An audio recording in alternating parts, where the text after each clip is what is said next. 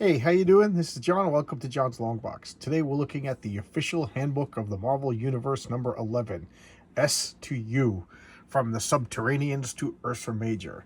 And that was $1. And what year is this? 1983. Okay, so let's, as I always do, let's see if I can name everybody on the cover. I just took this out of the bag and I haven't looked at this probably since I got it. So we got Thor, Thing, Titanium Man, Sunfire, Union Jack, Triton, Sunspot. I'm calling that the Tatterdemalion. Uh, who is that? I don't know. I don't know who that is. Okay, I'm not going to waste time lamenting over it. Tiger Shark. That looks like Killer Shrike. Thena.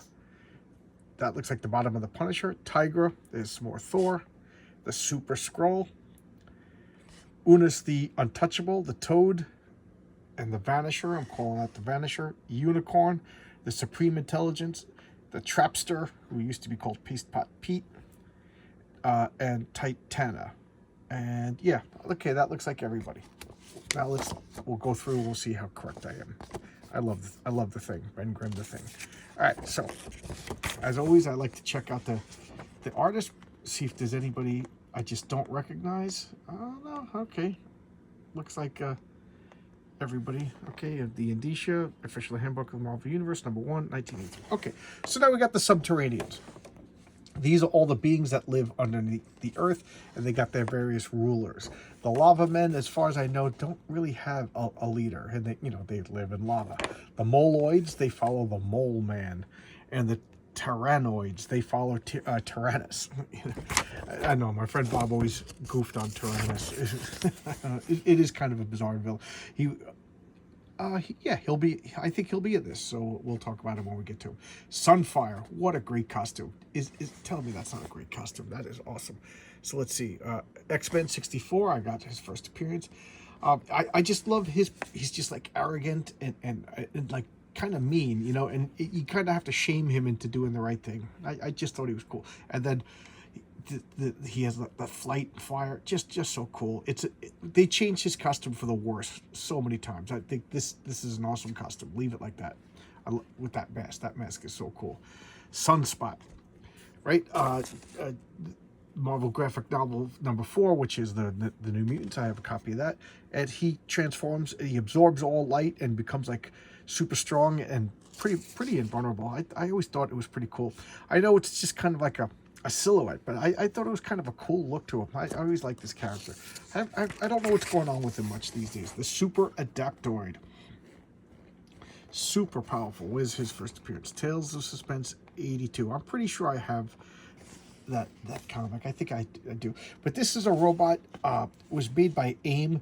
And what he does is he copies like the superhuman abilities of everybody, even the non-superhuman. Like here he is copying Hawkeye, he copies Captain America, and he has whatever powers of the characters around him. So powerful. It's just that he's not that clever. Otherwise, he would just dominate everybody. But just a cool villain. Cool villain. But he's not like, he's always like a minion of somebody, he's not really that intelligent. The Super Skrull, that looks like it was drawn by John Byrne. And Fantastic Four number 18. I think I have that. I think I have the first appearance of that.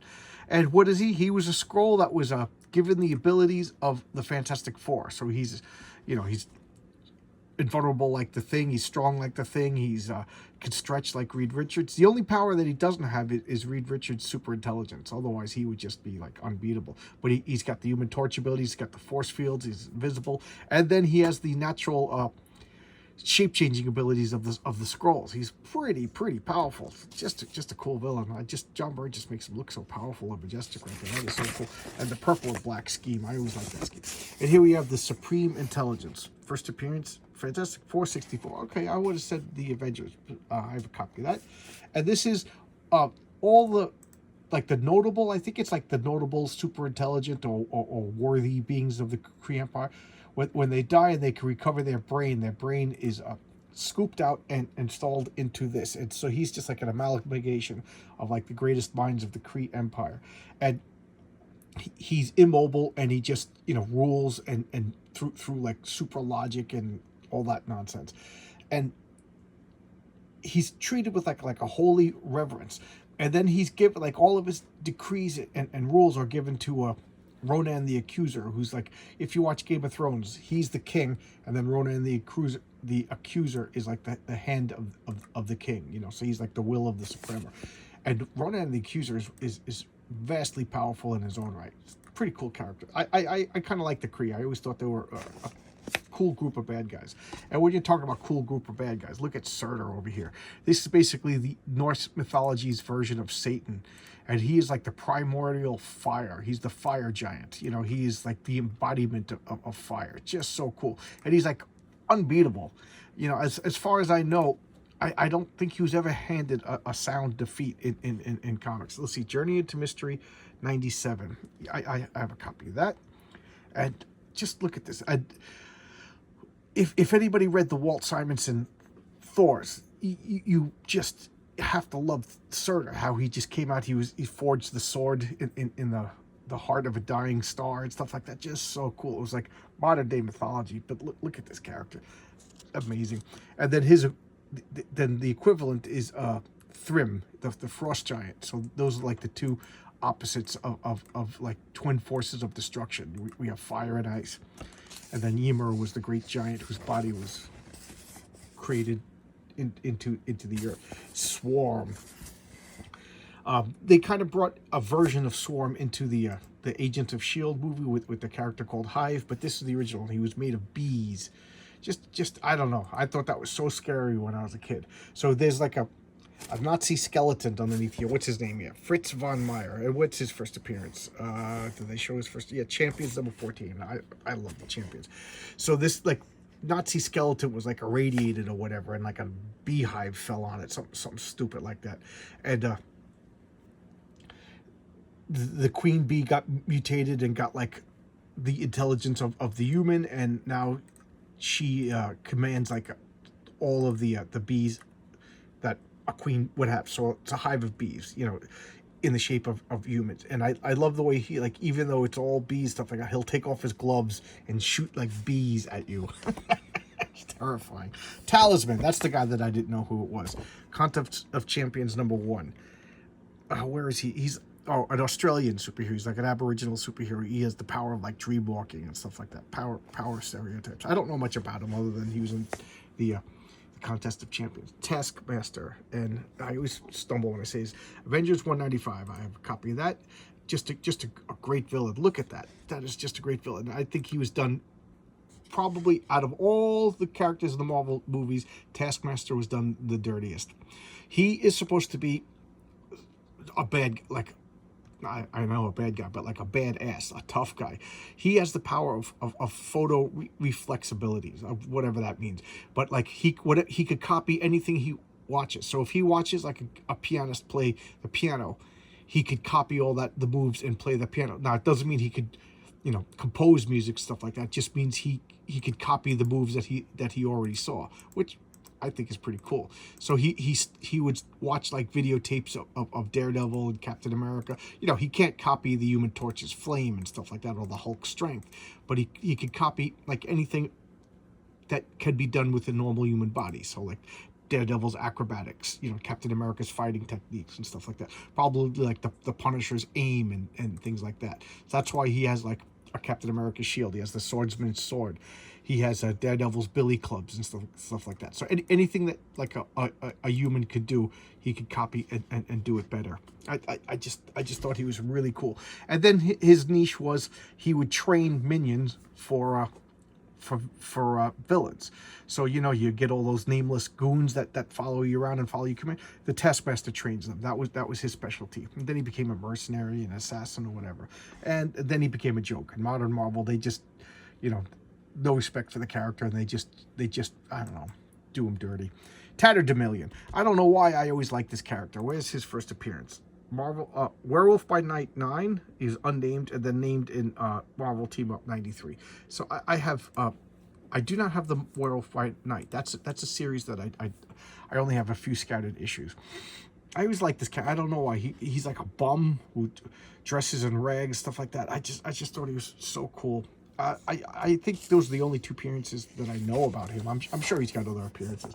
And look at this Hokieville, the Texas Twister. I think he's a hero now. And his first appearance is Fantastic Four 177. That's right around when I first started collecting comics. So I've always had a fondness for him. And I remember my friend Sean had that comic and showed it up, and I was so jealous. I couldn't find it because back then, this was before comic book stores. So if you didn't find the comic, you didn't get the comic. So, so I was like, oh man. And I just kind of like just resigned that I'll never get it. And then I found it, I think, at a garage sale or something like that.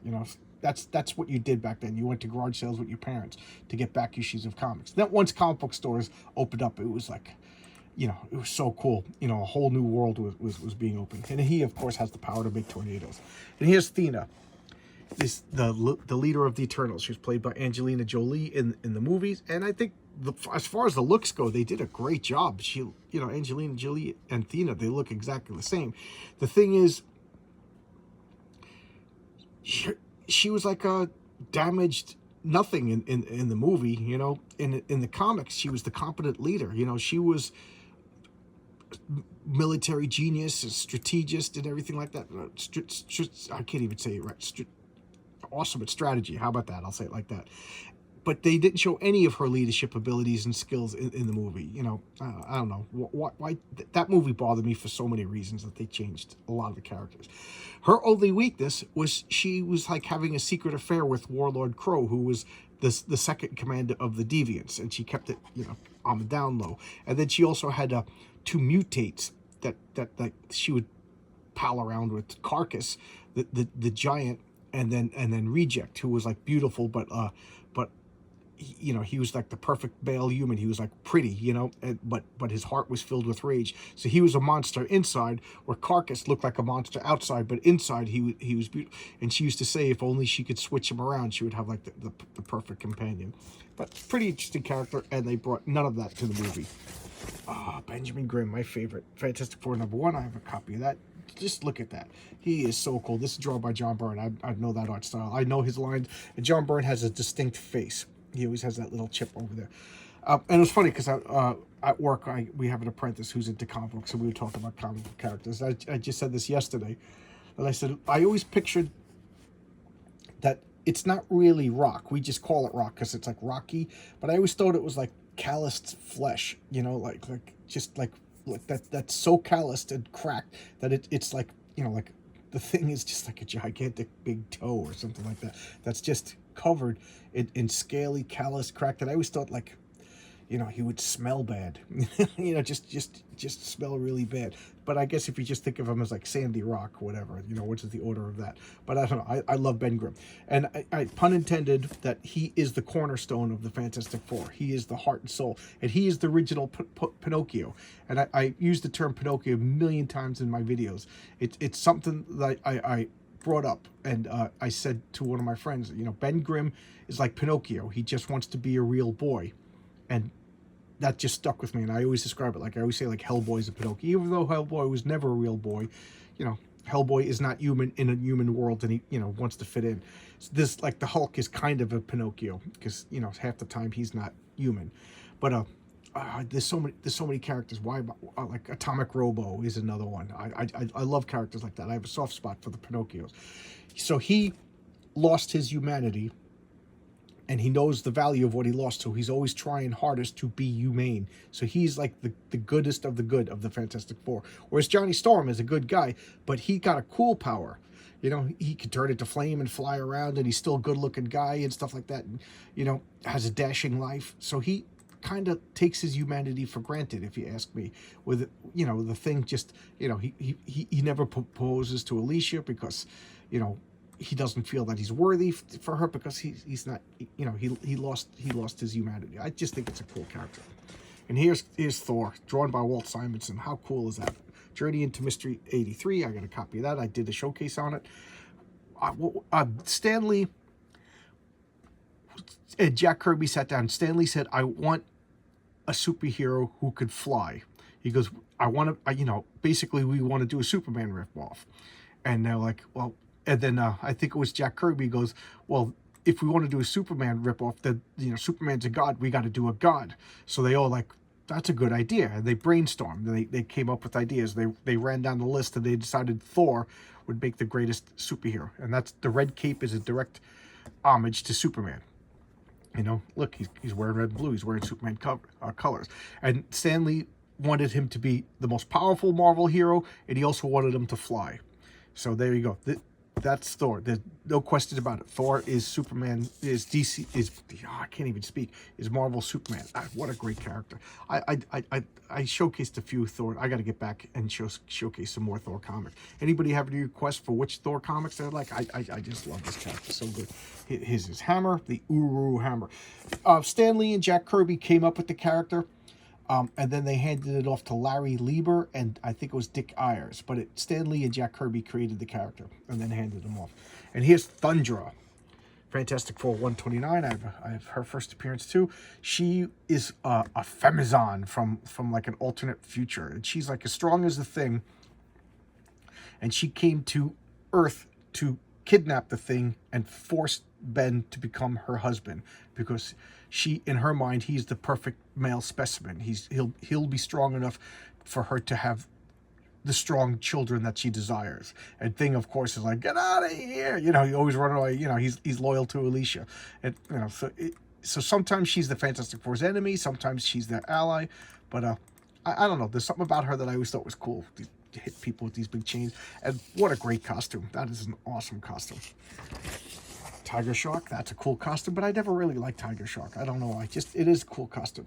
And he's Submariner number 5. I have his first appearance. I just remember his name is like something Arliss. Todd Arliss. What a horrible name. I don't know. He's supposed to be like stronger than the Submariner and more vicious than the Submariner. I don't know. Never really cared for him. And here we got Tigra. The cat number 1, I think I showcased that. And then Giant Size Creatures number 1. I'm not sure if I have that or not. I got to look. Greer Grant Nelson. Originally, she had like a costume that bestowed upon her like super reflex and stuff like that. She became the cat. And then she lost that costume, gave it to Patsy Walker, and she became Hellcat. And then she met like cat people, and they unlocked her DNA, and she mutated into this like werecat woman. Pretty cool. I don't know. I always liked her. She was hanging around in the Avengers when I first started collecting the Avengers. So of course I like them. Oh, and here's Titan, the moon of Saturn. This is a map of where those Eternals lived. This is where Thanos was born. Thanos was not born on the planet Titan. He was born on the moon Titan in our solar system. But I can understand why the Marvel Universe movies changed things. And here's the Titanium Man, a Soviet Iron Man, Tales of Suspense 59. I don't know if I have his first appearance or not. I know I have the first appearance of the Crimson Dynamo, but I don't know about this. Kind of weird costume, kind of bizarre. I don't know. An early Marvel character. I don't have much to say about him, other than the costume's kind of cool.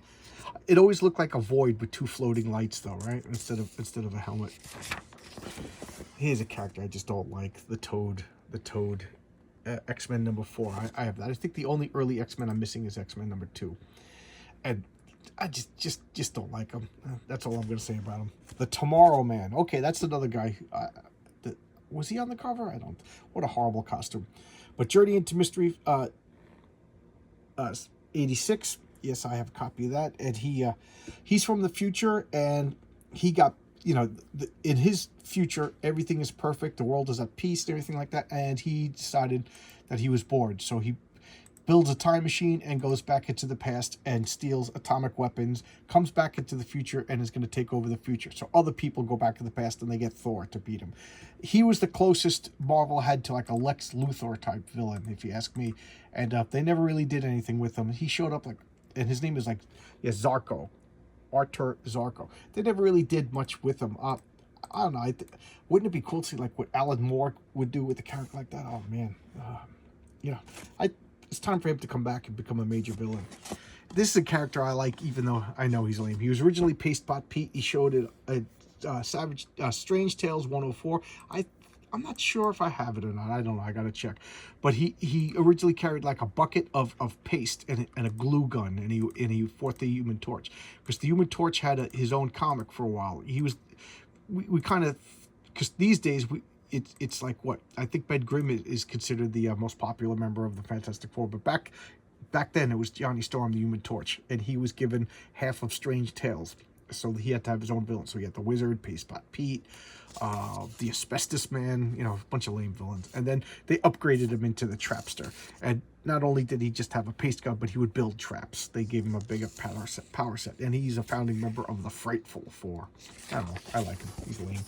Triton. I remember as a kid, I thought it meant that he weighed 3 tons. Tri-ton. I didn't know. This was like way before I knew a lot about Greek mythology. And even when I knew about Greek mythology, the name Triton didn't come up a lot. So that, like you said, I was a stupid kid. But he's the he's a aquatic or what more proper, a marine inhuman, meaning he breathes underwater, and I think specifically salt water. Reed Richards created these tubes that he wears, so they circulate moisture and go around. He's supposed to have gills over here, so he could actually be useful and stay above the ground. I just thought it was cool. They kind of mutated him to be more fish-like now, but this was so cool. I love that. Pink gloves. Here he is before he had the tubes on him. The UFOs. These are lame villains. But yes, and I have his first appearance. What is it? Fantastic 445. What is this? The UFOs. I don't know.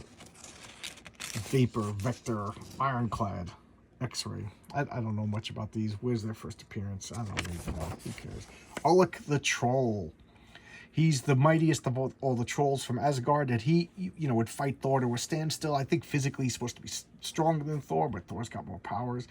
And then in a weird comic, the Punisher fought him in the Chuck Dixon Marvel Knights comic. So a lot of people kind of goof on that. I haven't read it yet, so I don't know. I'll give Chuck Dixon the benefit of the doubt because I'm a big Chuck Dixon fan. What is his first appearance? Hulk? The Hulk. Thor 137. And I love these. These are like, he slams them together and makes like explosive bursts, you know, from the impact. That's how strong he is. It is Ultron. Ultron, I can't even speak. Hank Pym created him in the comics.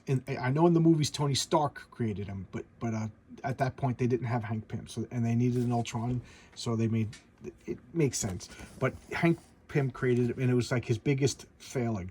Hank Pym and Janet Van Dyne, they were just generic superhero couple, kind of like Reed Richards and Sue Storm. And then as Marvel became more and more popular and they got a little bit more sophisticated, they kept Reed Richards and Sue Storm as like the happy couple. So in order to distinguish Hank Pym and Janet Van Dyne, they made them the dysfunctional couple.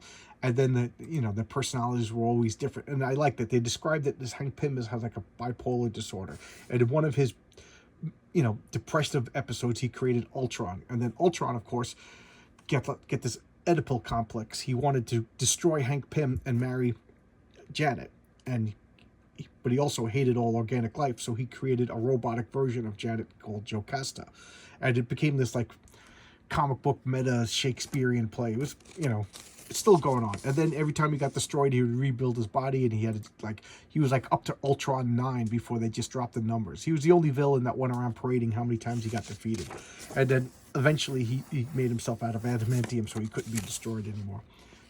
Just one of the Avengers' most powerful villains. And this is Umar from Strange Tales 150, and this is Dread Dormammu's sister. Yes, the Dread Dormammu is not a gigantic alien entity. He's a human. I don't know if he's from our dimension or not, but he's basically a human who, some sort of sorceress work, became the leader, the despot of the dark dimension, and that's what the fire on his head signifies, that he's the rule. And at one point, Stephen Strange got those flyers on his head because he defeated Dread Dormammu and took over. But the Dread Dormammu's will is absolute in this dark dimension, and this is his sister.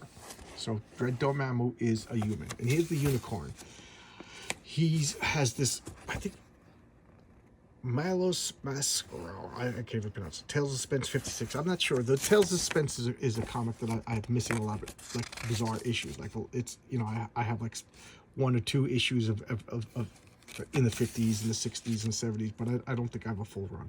So I don't know if I have his first appearance. And this is an Iron Man villain, and he has this horn, the blasting horn, and he hits a button and he shoots this super powerful blast, and it looks like a unicorn. And he's kind of lame.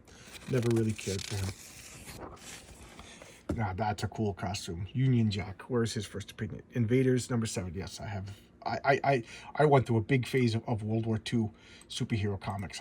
You know, about 20 years ago. I just loved it. I still do. I still have fondness for him. Like something about World War II and superheroes just seems natural. But he's the British Captain America, and he doesn't have any powers, or at least the original one doesn't. He's just like a super spy. So he's like a less powerful version of Captain America, and he carries guns and stuff like that. And then I think the newest version has powers.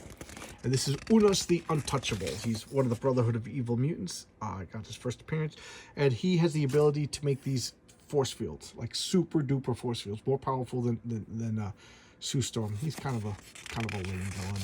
Unos the Untouchable. And Ursa Major. He's like a Soviet werebear. He turns into a gigantic like Kodiak bear. He's like as strong as the Hulk. I don't know, but him and Sasquatch, I would love to see a comic where they fight. That's got to happen. But he debuted in Hulk 258. Perfect villain for the Hulk. You know, and he joined the Soviet super soldiers. Just natural. I thought I don't know. I kind of like him. I think he's cool. And here we have the alien races, the Tribidipits. I can't pronounce that. Hulk number 2. Oh, that's right. Yeah, they were the Toadmen from space, and so this is their real name, the Tribitites. I don't know. The Slin. I know everybody's gonna make fun of the way I pronounce this stuff. Amazing Spider-Man 103. I have it, and I have no recollection of it. A lot of these aliens I don't remember. The Tisrani. Spider-Woman 36. Yeah, no recollection. The Defenders 13. The no clue. The Vegans. Tales to Astonish 58. The Vorms. Avengers 123. Yes, I remember the cover distinctly. I remember that. Matter of fact, it was the second Avengers comic I ever got. The first Avengers comic I ever got was 155, and then I saw 123 in a store. It was just, as I hit the phone, it was just on the shelf, and I picked it up, and this thing is on the cover, and he's giant, and he's fighting all the Avengers. Yeah, that brought back memories. The Verexnellians from Hulk 212. I have no recollection of them. The Xantarians. Tales to Astonish 73. Nothing. I got nothing on them. So there you go. Let's look at so there's Zarko. I already said that. All right, so here we go. That's the official handbook of the Marvel Universe STU. This is number 11. I like the series, and you know, this seems to be my most popular series. I'll finish this up to 15. Every couple of days I'll break one out. I don't want to do them in a row. So I got probably another couple of weeks before I finish the series, and then I'll do DC's Who's Who. Okay? I'll see you around. Thanks a lot, everybody. And I can't believe we made it to over 200 subscribers. That's so exciting. Thanks a lot. Bye-bye.